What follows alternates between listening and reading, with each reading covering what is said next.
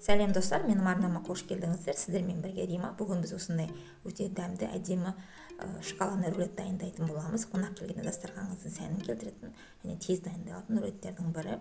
Алдымен біз жұмыртқамыз бен қантымызды жақсылап миксерлеп алатын боламыз.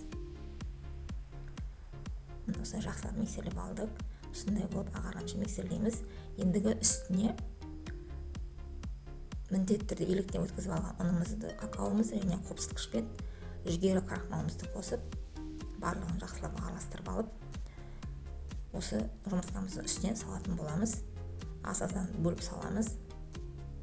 Ендігі бізге миксер қажет емес, біз осылай венчикпен жайлап асты үстіне араластырып шығатын боламыз.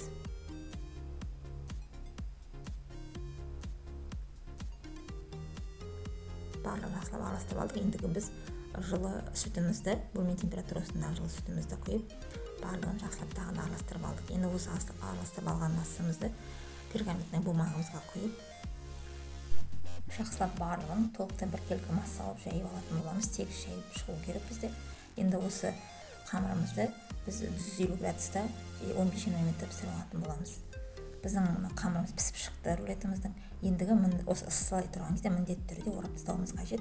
Сол себепті үстіне пергаментный бумағымызды қойып, жақсылап орап шығатын боламыз. Ыссы кезінде орау қажет. Себебі біз қазір крем жаққан кезде бізде ол сынып кетпеу керек.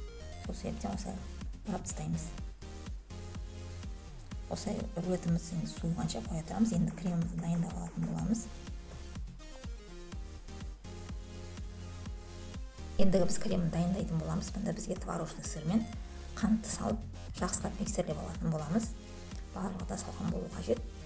Және де үстіне салқын клейкейімізді құямыз.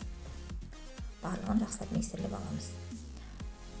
Начинкасын өзіңіз қалауыңызша любой крем дайындауға болады. Сізге қандай крем ұнайды? Мысалы, қаймақпен сгущенканы араластырып та жағуға болады. Бұнда қаймағыңыздың пайызы жоғары болу қажет. 20%-дан жоғары қаймақпен қолдансаңыздар, креміміз жақсы өзін ұстайтын болады. Мына біз толықтай кремімізді жағып шықтық. Ендігі мен ортасына осындай начинка қолданамын.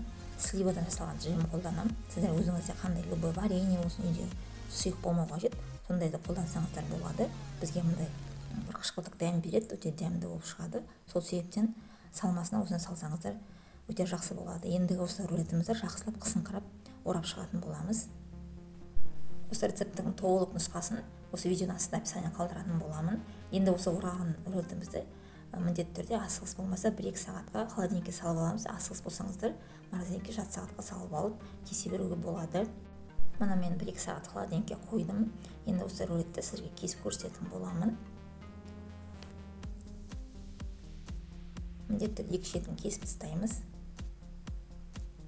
Өзіңіздің қалауыңызша жұқалап, қалыңдап кессеңіздер болады. Мен осылай әдемілеп дастарханға қою үшін осылай әдемілеп кестім. Міндетті түрде жасап қойыңыздар. Өте әдемі және дәмді рулеттердің бірі. Ортасындағы мына салмамыз, джеміміз өте әдемі көрінеді және де дәмі де сондай рулетке жақсы бір дәм береді. Енді мына осылай қалған кремнен осылай әрлеп, осылай креммен жасап шықтым. Сіз қалауыңызша шоколадпен болсын, болмаса сахарный пудраны просто сеуіп жасаңыздар да болады. Өзі де өте әдемі рулет көрініп тұр. Сол себептен жасап көруге кеңес беремін.